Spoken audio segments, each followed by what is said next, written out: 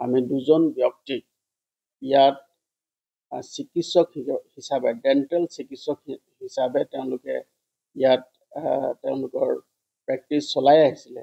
গতিকে আমি এই এটা খবৰ লাভ কৰি আৰু আমি এটা অভিযোগ লাভ কৰিছিলোঁ ইণ্ডিয়ান ডেণ্টেল এছ'চিয়েশ্যনৰ পৰা।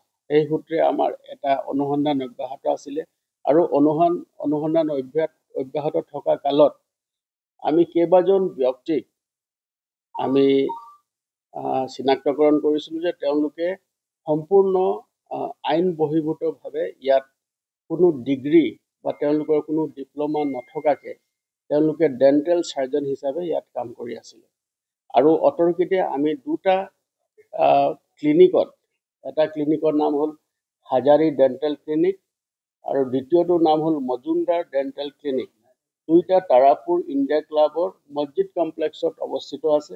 তাত আমি অতৰ্কিতে যেতিয়া অভিযান চলাওঁ, অভিযান কালত দুজনকৈ ভুৱা চিকিৎসক, এজনৰ নাম হ'ল কামৰুল ইছলাম হাজাৰী আৰু দ্বিতীয়জন ব্যক্তি হ'ল টিংকু মজুমদাৰ। এই দুইজন ব্যক্তিয়ে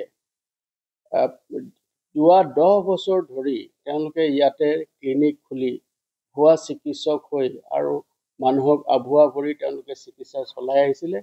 আৰু আমি এই গোপন সূত্ৰৰ পমখেদি তেওঁলোকক ধৰিবলৈ সক্ষম হ'লোঁ। আৰু যেতিয়া তেওঁলোকক আমি ধৰিছোঁ বা তেওঁলোকক এপ্ৰিহেণ্ড কৰিছোঁ, তেওঁলোকৰ পৰা ভুৱা চিকিৎসকৰ যি পেড আছে সেই পেড আমি লাভ কৰিছোঁ।